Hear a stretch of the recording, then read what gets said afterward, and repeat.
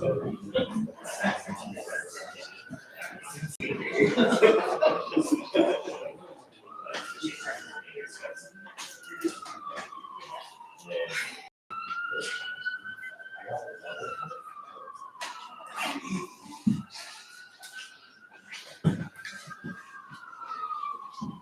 can all join palms and repeat after me.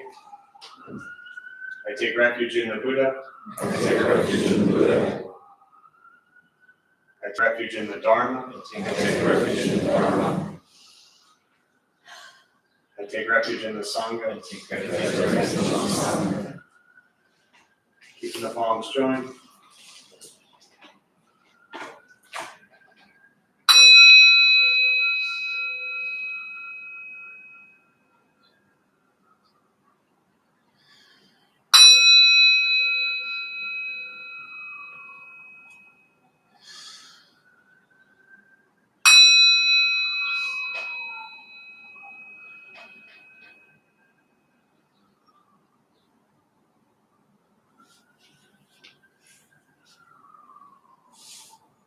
Put the palms down.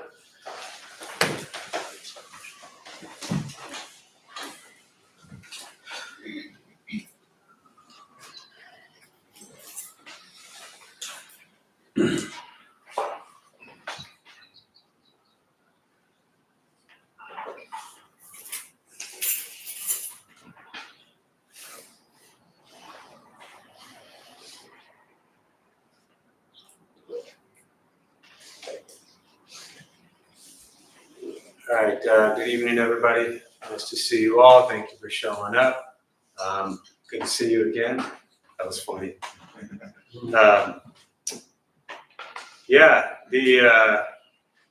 Anyone here for the first time? Anybody brand new? What brings you here? Friend invited me. Yeah? Were you told where you were going? I don't know. Not really? Nice. Good work. Well, I don't have much to live up to, so that makes it even easier. Well, welcome. Glad you're here. What brings you here? I was told about this, and I was intrigued. Yeah, nice. What were you told? I was told what happens, what to expect, and so I was like, all right. Nice. That's good.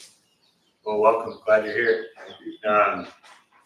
This practice, for those who may be brand new or, keep coming back for whatever reason, it doesn't change. I don't know how else I can emphasize that.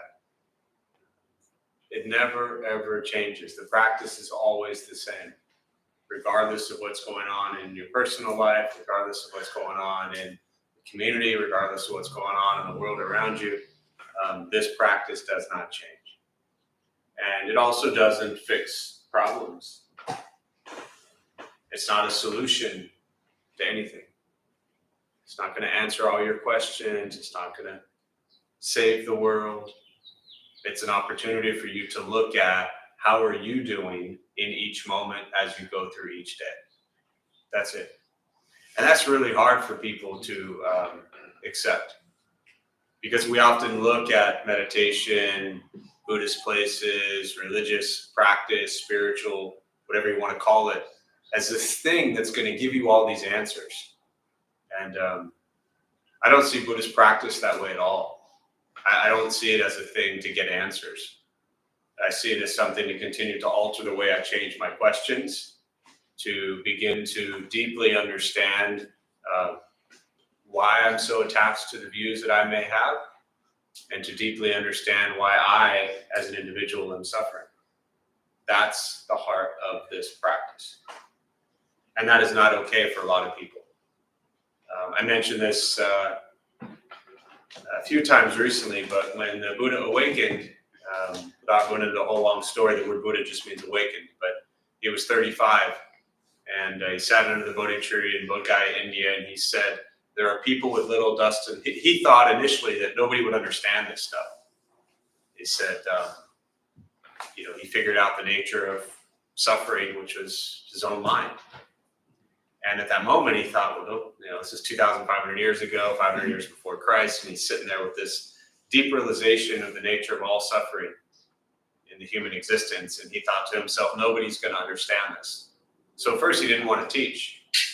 And as it said, Brahma, the Hindu god, came down and said to him, there are people with little dust in their eyes. Go teach. And so that kind of go out and teach. And for me, the kind of expression of there are people with little dust in their eyes, what that means, it's not a judgment that there are some people that are wiser than others or some people that are smarter than others. To me, what that means and how I've kind of translated that into my life and into practice and into the way I share the Dharma is that not everybody is ready for this practice. Not everybody is really honestly ready to take a look at their own suffering. Because so many people are too busy blaming everybody else for their suffering.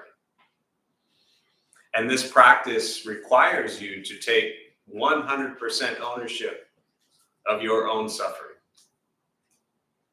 And that's not for everybody. Right? Buddha wasn't teaching people how to make other people wake up to their suffering. He was teaching individuals so they could wake up to their own individual suffering. And if you're ready to embrace that, then that's what this practice is about. But if we want to live in a world where you're still kind of pointing fingers and blaming other people for all your suffering, then this practice is going to be even more difficult for you. So to me, that's a really beautiful, liberating experience, because what it teaches us is that we are in control over our own misery, and we are in control over our own happiness. I mean, I think it would suck if I had to rely on someone or something or someplace or somewhere else for me to be happy and at peace. I think it's phenomenal that all of that's on my shoulders. The question is how hard, how diligently, how much do you want to practice? And the amount that you practice usually equates to the amount that you suffer. So, and as I always say, suffering sucks. So together we try to figure out how do we suffer less. I'm not trying to end my suffering anytime soon. It's not going to happen anytime soon. I will die still suffering. But my practice is, can I suffer a little bit less today than I did yesterday? And if I can do that, then I'm okay with that. So with that, we'll start with the meditation practice. To those who are joining virtually, welcome, glad you're here. Feel free to say hello as you are in the chat box somewhere on your screen. A couple of things for those who are maybe brand new or maybe sitting for the first time, nothing's going to happen to you, right? You're not going to fall away. You're not going to have any mystical, magical experiences. The mind that races all day long is not going to shut off. Don't judge your practice. Meaning, don't ask yourself, is this working or not working? Are you doing it right or wrong? We're just going to sit. We're going to breathe. You'll hear sounds inside the room, sounds outside. This is life. Life is filled with chaos. And this practice is learning to get quiet and still within all of the chaos. Posture, you want to be comfortable. If you're on a cushion, often it helps slide into the front third, pushing the stomach forward. If you're on a bench or chair, however you're seated, just trying to sit up straight, relaxing the shoulders, hands are on the knees or in the lap, whatever's comfortable. If you need to move, simply move. It doesn't make you a bad meditator, it just means you need to move. Do not expect anything. Your mind will not shut off. It will not stop racing. I'll say things periodically to wake you up or remind you that you're lost in thought. I'll guide us as we begin, and we'll settle into a little bit of silence.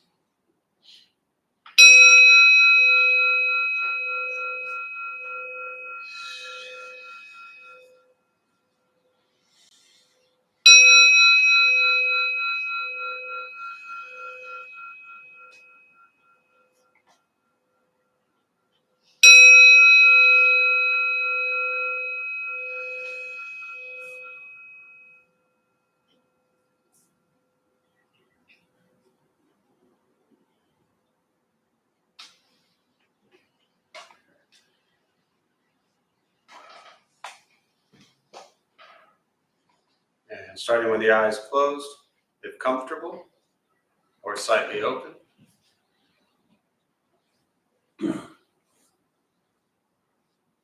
Mouth is open or closed. start with taking 3 deep breaths, slowly.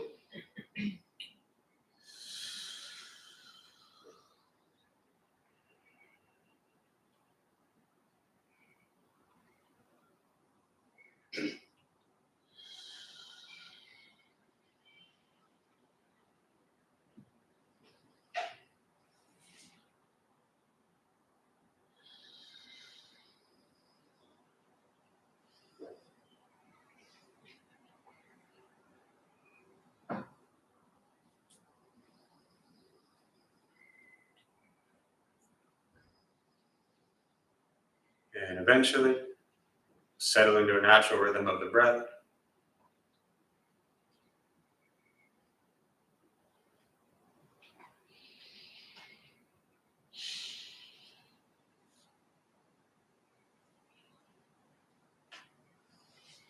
Noticing the mind as it wanders, jumping from thought to thought.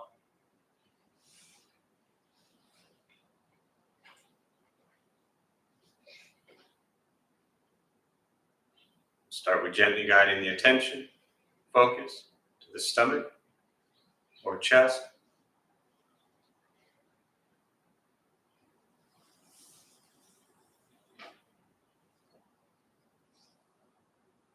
Breathing in, feel them rise. Breathing out, they fall.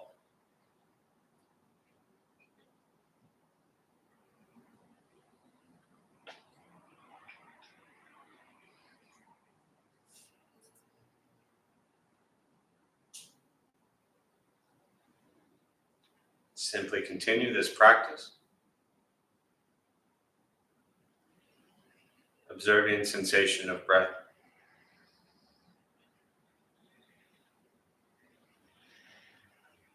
Expecting nothing but to sit and breathe.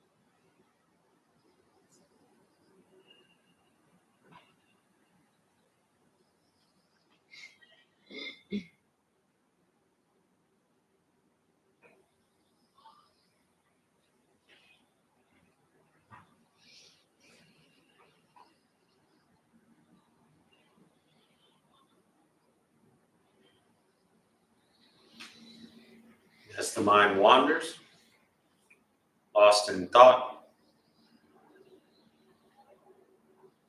recognize it.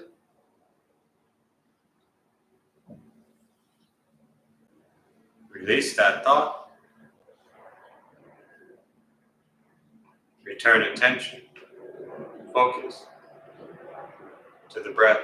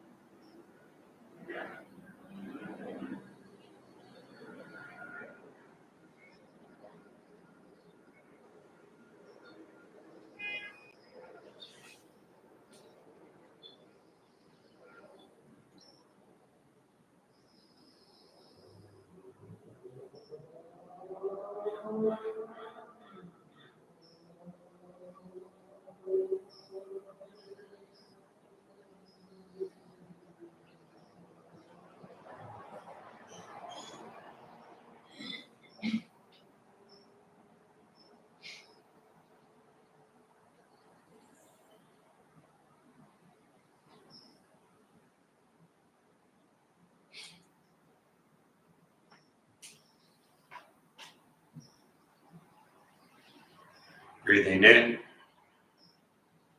follow breath in.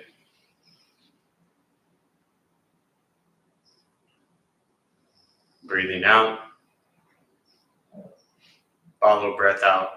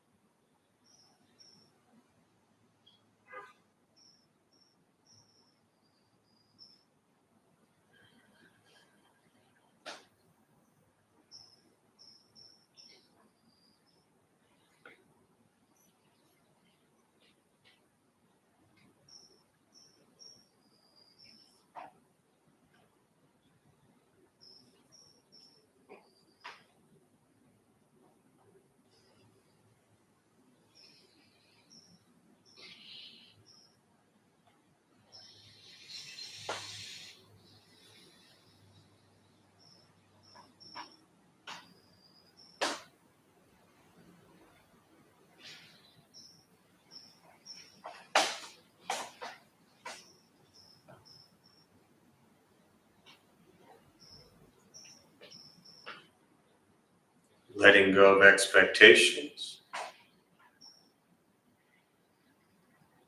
Letting go of judgments from the practice.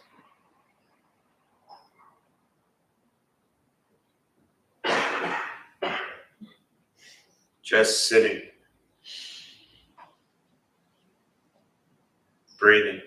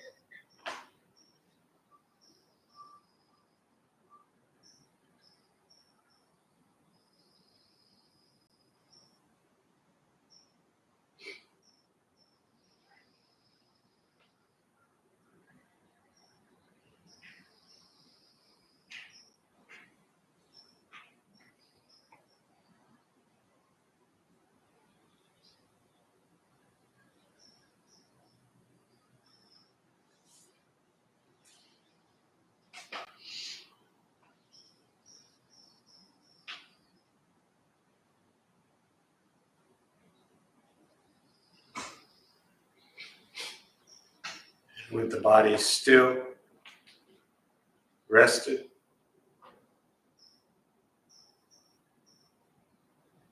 and the speech quiet, aware of all sounds, and the mind learning to settle.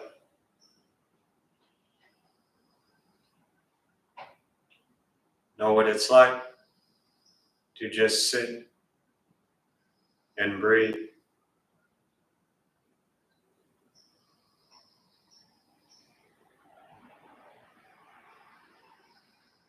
Knowing with each breath, there's nothing else to do.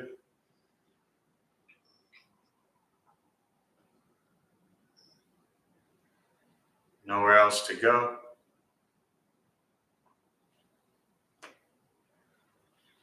And no one else to be.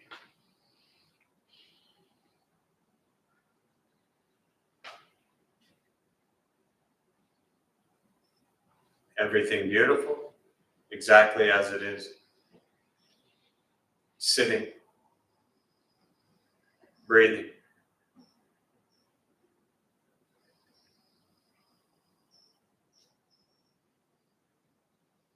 And once again, taking 3 deep breaths, slowly.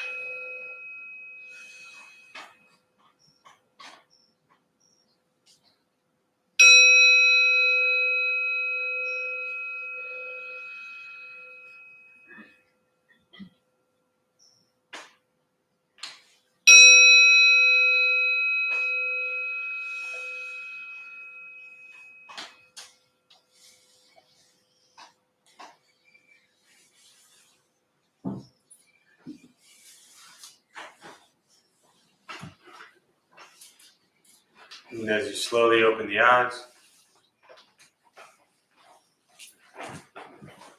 slowly slowly beginning to move.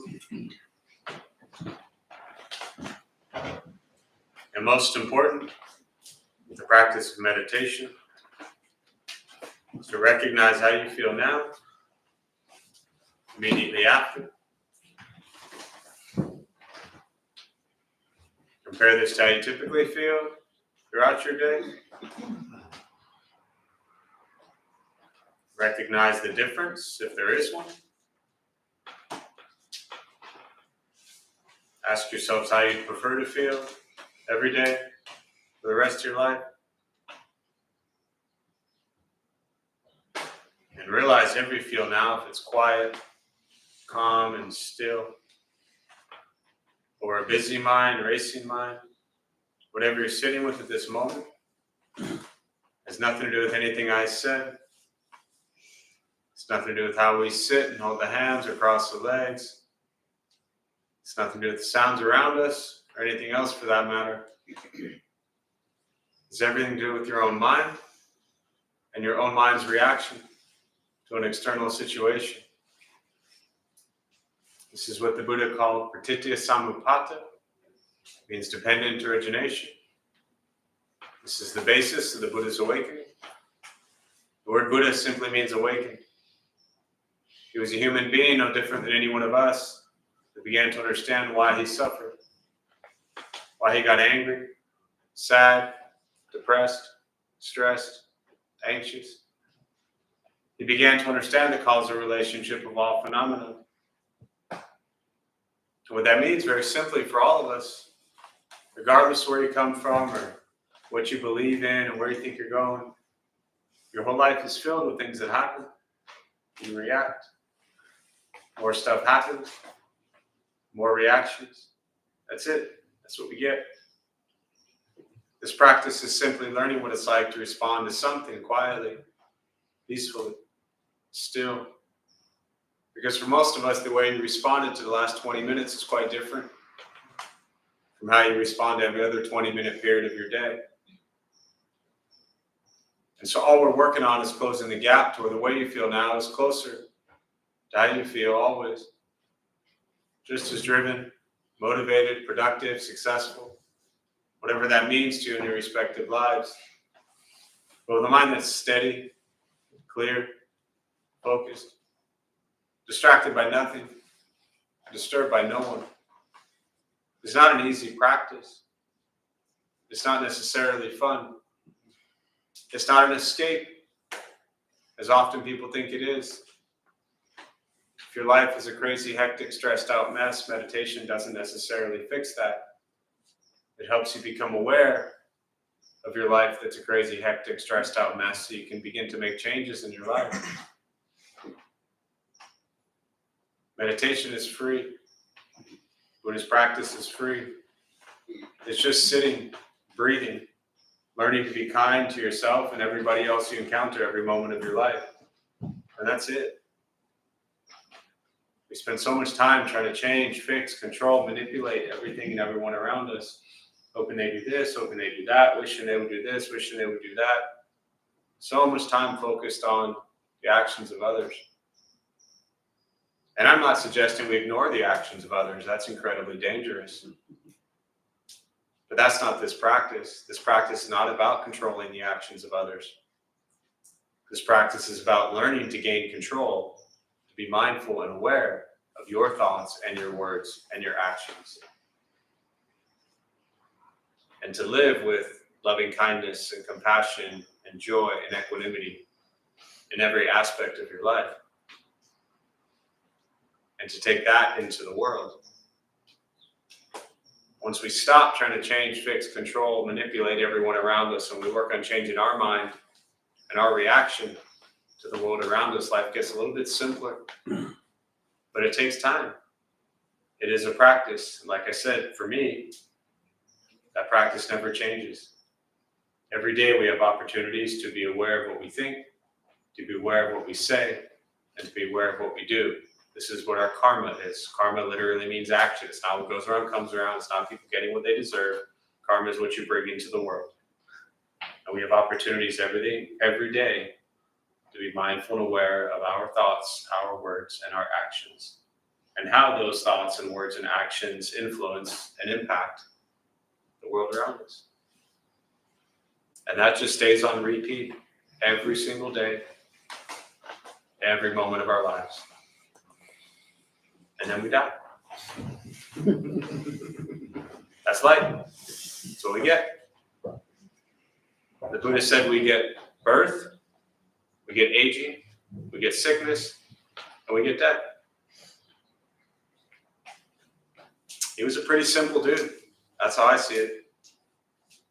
And I think he taught a really beautiful, simple way of life. We sure have complicated hours.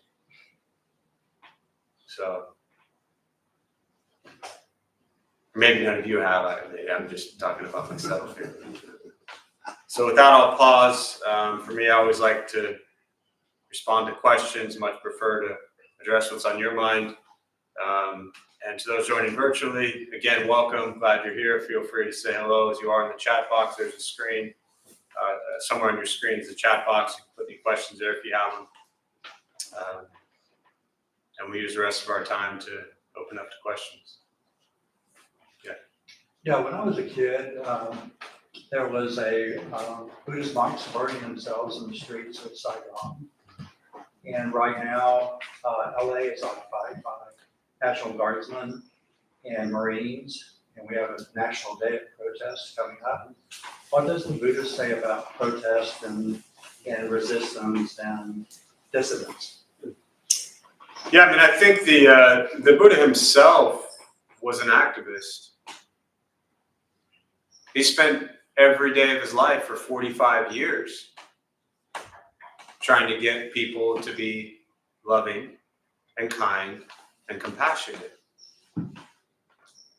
He didn't need to say anything about it. He lived it. He lived it every single day of his life. It wasn't as if he woke up one day and said, everything's miserable now, and then waited for 3 years, and then woke up again and said, everything's miserable now, and then waited for 3 years. There's been tremendous pain, suffering, oppression for centuries, for thousands of years. The world, metaphorically speaking and literally in some ways, was on fire 10 years ago, 100 years ago, 50 years ago, 1,000 years ago. But we as these unenlightened humans are really good at picking certain moments to say, well, now's the time. The world's been a mess. But now that it's a mess, potentially in your own backyard and very close, everybody wants to get all pissed off because now it's affecting them. Oppression is nothing new. It sucks. But can you face it with the same loving kindness and compassion that has always been taught? Thich Nhat Hanh walked alongside Martin Luther King. Martin Luther King nominated him for Nobel Peace Prize for his work around social justice issues. And he taught very clearly, we do not ignore what's going on. Fight, but with love and kindness, not with hatred and anger. So I have no control over what anybody else does in any other city or country or anything in the world. At the beginning, if you, which I know you were listening, what I talked about was, what is this practice about? Your anger. That's what this is about. This practice does not solve what you want solved. It does not answer what you want answered. It does not fix what you want fixed. The question is, if you, as an individual, when I say you to the collective you, I'm just staring at you because you asked the question, because I love you so dearly, if you are suffering right now, then the question is to honestly explore why you are suffering and to see how you can continue to be an activist in whatever way works for you, to fight in whatever way works for you, but without feeling hatred and anger. Because that hatred and anger you feel, who's hurting from that? Am I hurting because you have hatred and anger in your heart? Yeah. No. Who's hurting from the hatred and anger you have in your heart? Yeah, me. You. And that hatred and anger has been there a long time. Rightfully so. I know enough about you to know that that hatred and anger has been there a long time, and that's not a reference to age, right? And then there are times where it gets better, and then there are times where it gets worse. And then there are times where it gets better, and then there are times where it gets worse. And then you'll die. As we all will. So, do you want to die filled with hatred? Don't answer this question. Just think about this stuff. Do you want to die when the time comes filled with hatred and anger in your heart, or filled with love and compassion? Because you can do both. Meaning you can have love and compassion in your heart and still fight for what you believe in and still stand up for what you believe in. The hatred and anger, that's on you to sit with and to explore. Hang on, before you all start jumping into your own shit. I already knew the first two questions that would be asked, and it would be you two. 100%. You came fully loaded. You haven't been here in 3 months, and here you are. We're going over there. There was a hand over here. Yeah. So I'm curious, what do Buddhists say about ghosts? About what? Ghosts? About ghosts? Yeah, like here in the West, like we kind of believe that are like doomed to eternally roam the earth, like the Flying Dutchman. But what the Buddhists believe? Does it matter? Does it matter? Yeah, I mean, so let me back up. First off, people often say, what do Buddhists believe? I think it helps, not just for you, but for everybody who's learning about Buddhism, instead of like approaching this as, what do Buddhists believe? Because, you know, for example, my life in Taiwan, it was there 11 months, visited a couple times. You get, and this is going back to 2005, 2006, you get into a taxi there, every taxi had a Buddha on the dashboard. They were all Buddhist, for the most part. I mean, not all Buddhists, but, you know, predominantly. Do you think they all did everything the Buddha taught? No, right? Western culture, you know, get into a taxi, going back, same time frame. You saw a cross. Do you think every person in there was doing everything Jesus taught? No. So regardless of your question, I always think it's important to understand that there's no like blanket Buddhists do this and Buddhists do that. Quick show of hands. How many in this room are Buddhist right now? Look around. How many hands you show up? 2, 2.5. Right? So nobody here is Buddhist. It's not about becoming Buddhist. Someone asked the Dalai Lama one time, does this world need more Buddhists, or does this country need more Buddhists? He said the world has enough Buddhists. We're good. This country needs more people who are peaceful and happy. I don't think he actually said good. I just but he did say, you know, the world has enough Buddhists. So I just want to clarify that first. That I think it's important to look at, there's what the Buddha taught, and then there's what other unenlightened, ignorant folks like myself have done with those teachings for the last 2,500 years. Yeah.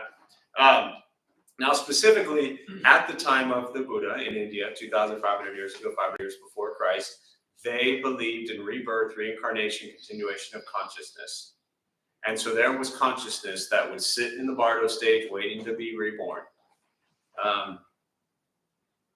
And cultures believed in different things around ghosts and stuff like that. There's specifically a realm from Buddhist teachings that come out of, and I've never studied Vedic teachings, I've never studied Hindu teachings, but there's a realm in Buddhism. People often think that, you know,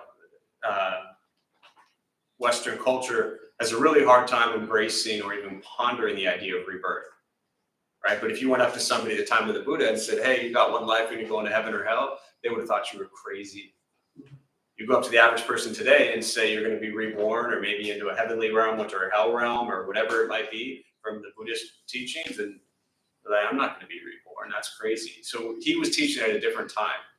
But there was literally a realm at that time called the Hungry Ghost Realm. You don't want to be there. So I think it's important to understand that there's a lot of cultural teachings that get mixed in with Buddhism as well. ultimately, I think of these different realms from a practice standpoint as a state of mind. You ever been really happy one moment throughout your day?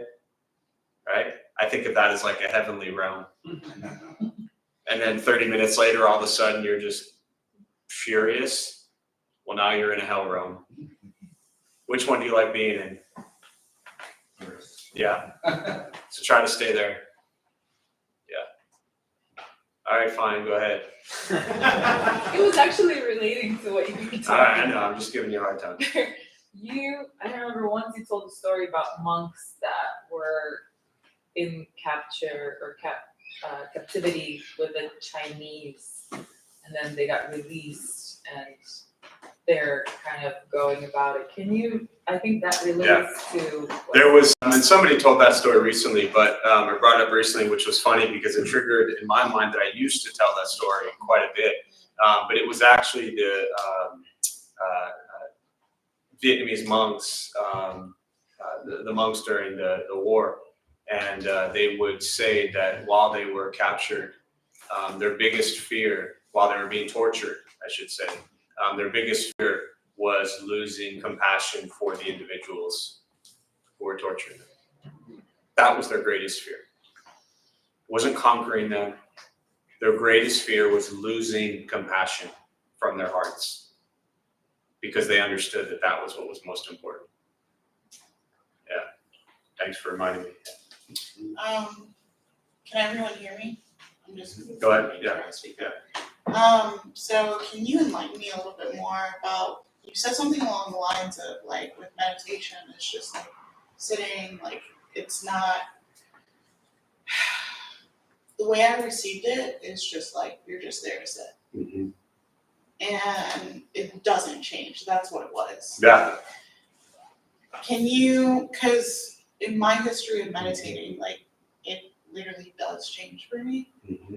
Like, for example, what I'm feeling internally, how I'm feeling externally, like sometimes there's thoughts for sure, but like there have been moments where I just feel like totally not even here. Yeah. I don't know how to explain it, Yeah. but like, can you enlighten me more about Yeah. what you mean? Yeah. Definitely don't listen to anything I say. Right. So let me just kind of, because what you asked is, and it's a great question, and you kind of, I think, tied together two pieces of what I always say. You sat with me, I think, twice now, and so my kind of what I always say during meditation at the beginning, it's the same. I can say I've been saying that same thing for 15 years, 3, 4, 5 times a week. I mean, I could be dead, and I would still probably. But what I want to point out is there's a couple things going on here very seriously. One is that specifically for me, who was really trained initially through a Zen, where I began learning was a Zen practice. I was trained with Zen practice, and so in the Zen practice, the shamatha coming from Anapanasati Sutta, where the Buddha said, if you're taking a short breath in, no, you're taking a short breath. Taking a long breath, no, you're taking a long breath. The practice in that tradition, lineage school of Buddhism within Zen or Chan in Chinese is just an awareness of sensation of breath. It's not about exploring, it's not insight vipassana, it's not like some Tibetan stuff. It's just sitting with breath, and that's it. It's sitting with the idea that there is nothing, nothing's going to happen, you're not going to float, as I always say, you're not going to float, no mystical natural experience, all that kind of stuff. Like my personal practice truly is just abide in sensation of breath. Zen Master Dogen would say, he was the founder of the Soto Zen school. He lived from 1200 to 1253, and he would say, the practice is to go beyond thinking to where body and mind fall away, and all that you're left with, which in essence is what you described, is sensation of breath. So that for me is the practice. Now when I introduce it, I'm always introducing meditation with the mindset that there is almost always, wherever I'm at, going to be somebody who has never done a meditation before. So it's kind of my little like asterisk that says, hey, all of you people who come in here thinking like, okay, I'm gonna figure shit out. Something's gonna happen. Like, when am I gonna flow? When, like, they come in so like all amped up, like, all right, I'm ready, you know. And I also go back to when I really first started learning, think like, okay, this is the time it's gonna happen, you know. And so people come into meditation with all these often, not always, but often these heavy expectations like we carry into everything else. And so I really try to emphasize to people, drop all of those expectations. Nothing's going to happen. You're just going to sit, you're going to breathe. And hopefully all the guards have been dropped, right? That the bar has been like completely destroyed. And then when you're in that place, then you become aware of like, wow, what's happening to me? What is this insight? What is this physical sensation? What is this awareness? What is this frustration? What is this joy? So all those things begin to happen. But I like to just completely like blank slate it for people when I introduce it, and then they can become aware, and especially for someone who practices consistently and for a while, yeah, you're going to get really into what's going on. So that's why I kind of joke and said, ignore what I say. Yeah. Yeah. Does that make sense? Yeah, Yeah. I just never heard someone describe it as you described it. Mm-hmm. And I totally receive what you're saying about like the sensation of breath and Yeah. exhale. And like for me, like when it came to you speaking about suffering, Mm-hmm. like I just embrace it. Yeah. Like that's what I do. Is Yeah. Just embrace whatever comes up. Mm-hmm. Yeah, to embrace the suffering, it's there. You know, we see it, we feel it, we understand in practice, we understand the impermanent nature of it, and we know it'll fade away. And we know right behind that, there'll be more. Mm-hmm. So, yeah, Thank you. thanks. Yeah. What else? Yeah. Tim. Is it possible to Oh. remove Go ahead. You go. Go ahead. attachment from detachment? Say again. Is it possible to remove the attachment and detachment? Is it possible to remove the? The attachment and detachment? Because I feel like every time I detach, because impermanence is a thing, I have to feel, go through the grief process.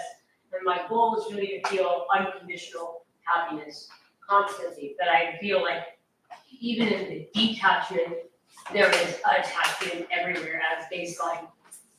So there's no way to get past attachment. Well, okay, a couple things. Yeah, beautiful question. I know you've been practicing a long time, and just to try to clarify a few things, your question is around how to, to work through attachment. The way you phrased it, and I'll repeat it just because it's important for what I'm about to say for those virtually didn't hear it. Your question is there a way to move beyond the attachment from detachment? And so a couple things to clarify. I suggest strongly not calling it detachment. The teaching of non-attachment in Buddhism is not detached. When we say detached, it often sounds like a severing and cutting off. And non-attachment is not detached. Non-attachment is embracing everything without judgment. So your question is specifically how to free yourself from attachment, and you're saying like you don't feel like it's possible. The entire body of the Buddhist teachings is there to help us begin to practice non-attachment. And non-attachment is absolute love. Non-attachment is absolute wisdom. Non-attachment is absolute compassion. What is not non-attachment is judgment, critiques, all of our views, our perceptions. As Thich Nhat Hanh said, nirvana, freedom from suffering, is freedom from views. So we all have views. We're all going to have them. That's wonderful. But do you recognize other people have views also? And I hate to break it to you, your views aren't right. Your views are just your view. I don't mean you personally, but that's his teaching, is all views are wrong. Here's this great, enlightened teacher, Thich Nhat Hanh, and his work is incredible, passed a few years ago. And he says, you can YouTube talk, what is nirvana? 7 minutes, 42 seconds. It's a clip. He describes this.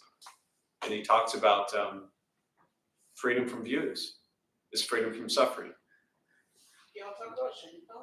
Say again? Y'all talk about Shinpa here? Shinpa is Like hook, trigger. Are you familiar with that term? uh, It's Tibetan, from, yeah. It's from Pima. Pema Children's, yeah, Yeah. Trungpa, yeah. That term I'm not familiar with I'm though. about to talk about it. Okay. Do you want to? Oh, yeah, so when you were asking that question, I thought about Shinpa. I don't know if anyone is familiar with that term, but it's like being hooked. And essentially what you're trying to do in life is to kind of unhook yourself from things, but at the same time, like carry it as if you're carrying like a feather, it's light, if that makes sense. So, yeah. Yeah, thank you. Yeah.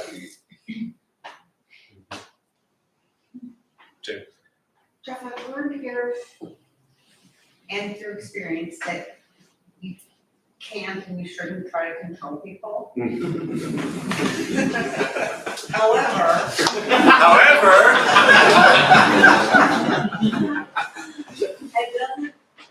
I find myself often in situations where I think before I didn't see that that's what I was trying to do, but now I can recognize it. But at the same time, it doesn't change the fact that sometimes I want to. Sure. And like right now, I'm facing a situation where someone I care about very deeply is semi-emotionally abandoning their children, going through a divorce, and I just see, I don't want to say selfishness, but all about what she's going through rather than what the kids are going through. And so I want to control her, and I know I can't, but I don't know how I can help. Yeah. No, great question. Just to paraphrase those virtual maybe didn't hear it was, you've learned from coming here that you can't control people and you need to stop trying to control people. However, you have someone in your life right now that, you see a lot of suffering going on and they're, because of their behavior, their children who are suffering. And so you really want to try to control and I think it's important to understand first and foremost, right, when this idea of wanting anything, right, wanting to control, wanting to fix. So as the Buddha taught, the root cause of suffering being craving, but he also taught that there are healthy cravings, healthy desires. Without the desire to suffer less, without the craving to suffer less, none of us would be exploring this practice. So there are healthy cravings. There's plenty of unhealthy cravings. We don't have enough time to talk about all those. But I think it's important to point this out first, that I don't want anyone, you in this situation, to feel like, okay, Buddhism has taught me that I can't control people. Buddhism has taught me that I can't fix people. Buddhism has taught me that I should stop trying to control them. Yes, those are all, I think, really important things to learn. But I don't want you to think through this practice, or for anyone to think through this practice, that it's bad that you want to help people. Like, you want people to be healthy so other people don't suffer, right? That's what I'm hearing you ask. And that's a beautiful thing. So first, I just want you to see, because in the way you asked it, and I could be wrong, I'm wrong more than I'm right, but what I heard, the way you asked it, it almost made it sound like you were feeling bad for wanting to help this person, that it's wrong. You want to help people. Again, going back to my first comment, the Buddha spent 45 years roaming around wanting to help people. He had a desire to help people. He had a craving to help people figure out how to end suffering. You have a craving and a desire to help someone suffer less, and therefore children will suffer less. So that's a beautiful thing. Don't abandon that. The question now is, how can you do this while practicing non-attachment, as the earlier question, which means pour your heart, pour your love, pour your wisdom, pour your compassion, everything into it, but you can't attach to the outcome. Well, you can do whatever you want. The practice is to not attach to the outcome, because no matter how much you share with them or try to do for them, doesn't mean they're going to listen. Right? We've all been there, where there's times in your life where somebody wanted you to do something that you knew, they knew, and you knew was good for you. And you're like, yeah, no, I'm good. Right? So even then, but you just keep showing up. You give them as much love and compassion, understanding, and support as you can. But at the end of the day, it's like anytime parents ask questions about raising children, I mean, yeah, when they're 5 years old, you got a little more control over them.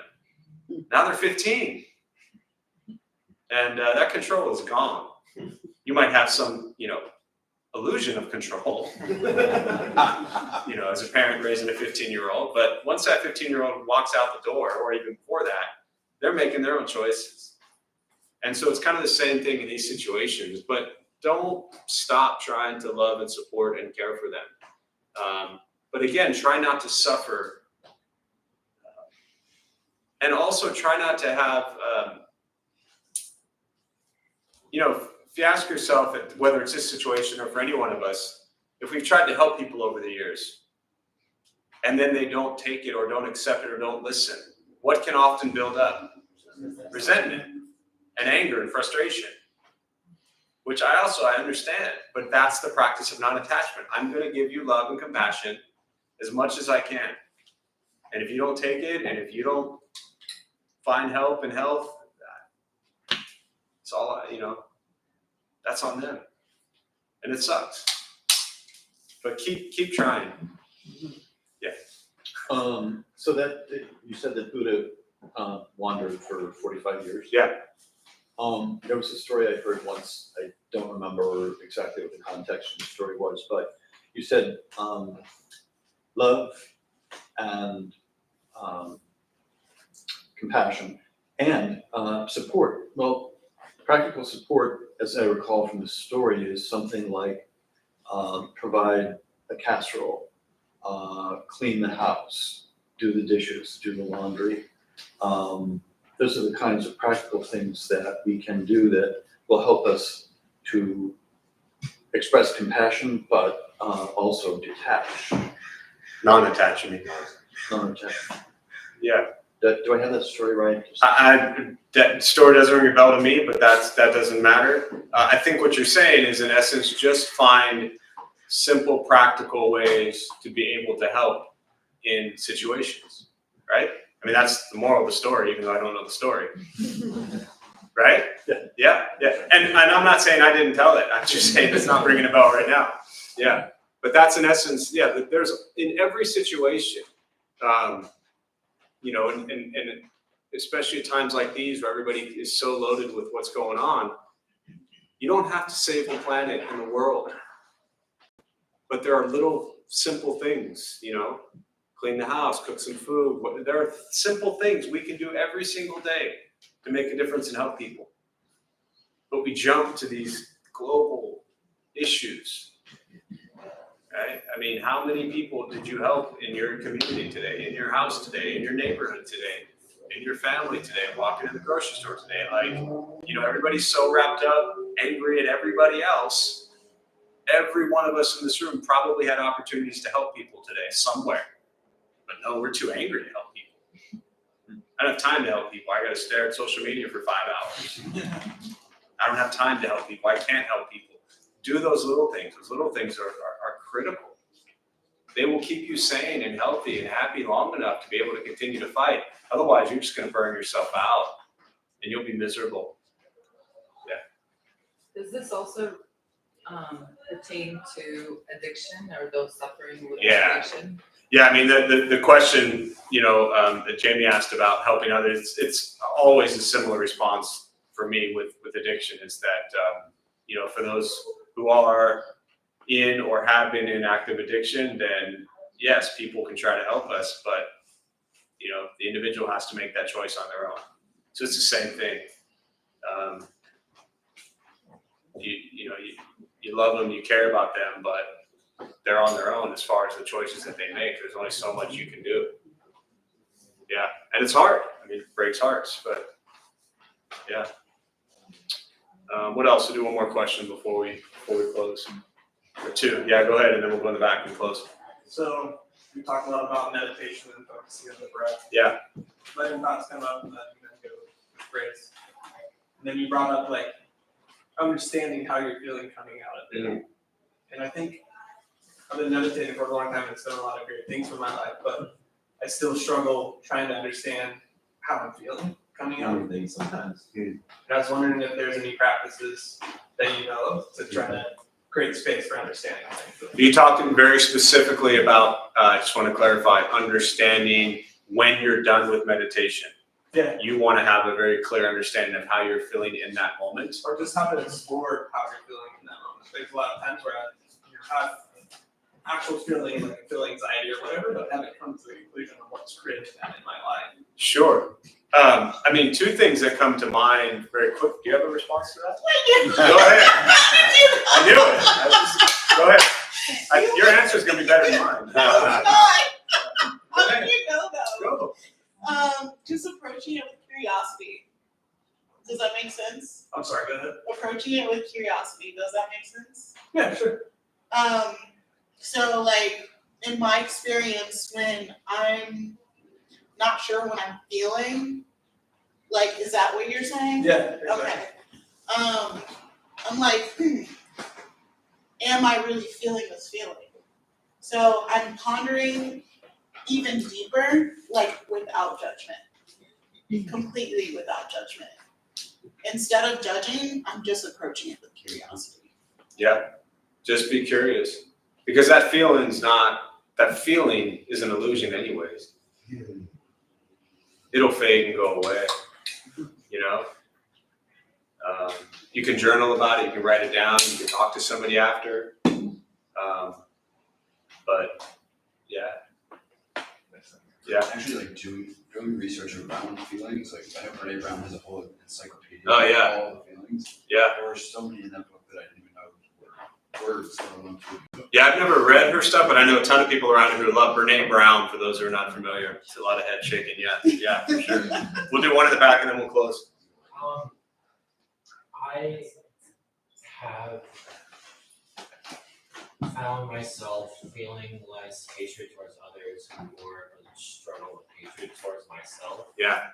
And the imposter syndrome discounting every time I do feel good. How How to stop, yeah. What's your name? TZ. TZ. So the question for those virtually didn't hear it, and then I'll finish with this thought and we'll close, is you said that you've had success, doing okay at less hatred towards others and having compassion towards others, but you're really having a hard time of having less hatred towards yourself, and as you said, imposter syndrome, things like that.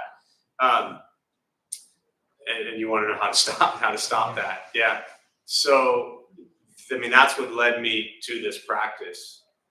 And all I can say is this won't necessarily give you the answer. But what I can tell you is that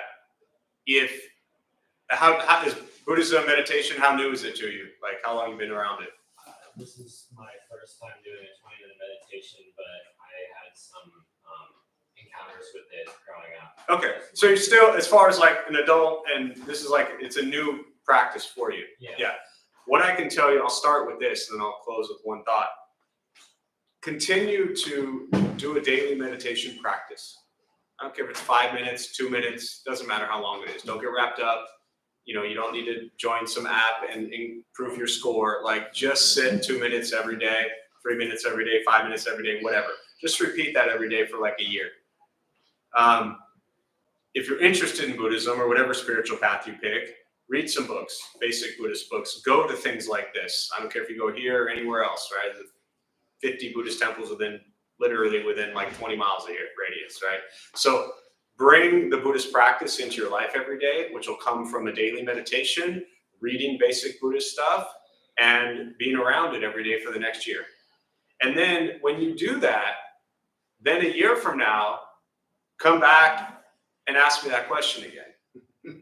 Okay. And then I'll say to you, do you really need to keep asking that question? What I'm getting at is that when you bring this practice into your life every day, like diligently, not just like, it's not a hobby. Too many people, Western culture, I don't have time to get into this now, but like Buddhist, it's not a hobby. We treat Buddhist practice like we're going to a movie, like it's a show. Like this is a way of life. And when you embody and embrace and bring this way of life into your life, you will answer that question before me. So I can't just say like, this is how you do it. It's all of those things together. But what I can say, and this was going to be my closing thought, is for somebody who grew up filled with anger and hatred and rage, all towards me, myself, and I, right? And then that was projected out onto others and, treated others poorly because I hated myself. What I can tell you is this practice works, but you got to keep at it. It's not a quick fix. It's not an overnight solution. It's not 6 weeks and all of a sudden you're going to hate yourself less. You know, it could take 6 months, it could take a year, but you're how old are you? 21. Yeah, you're 21, dude. Oh my God. I was gonna give you like 26, but you know, so you have your whole life ahead of you. And if you do this every day for a year, 5 years, wouldn't you rather, you know, at 26, you'll be golden. You know how many people in this room wish that they had this at 26? So you're fine. You're here at 21 and you're actually concerned about this. That's a really beautiful thing. And lastly, I'll say, don't be so hard on yourself, man. You know, you've probably done a few more good things in your life than you give yourself credit for. And you probably focus on all the stupid things you've done. Yeah, you've done a lot of those too. Do those less and increase the awareness of the good things you're doing. And give it time. You know, give it time. Be patient. All right. Okay, I'm going to close on that. We'll join palms. May the benefit of this practice be shared with all beings in all directions. May all beings be at peace and free from suffering. May this merit be transferred to Pam during her time of suffering, and to Mark and their family who suffer at this time. May they all be at peace. May we all be at peace and free from suffering.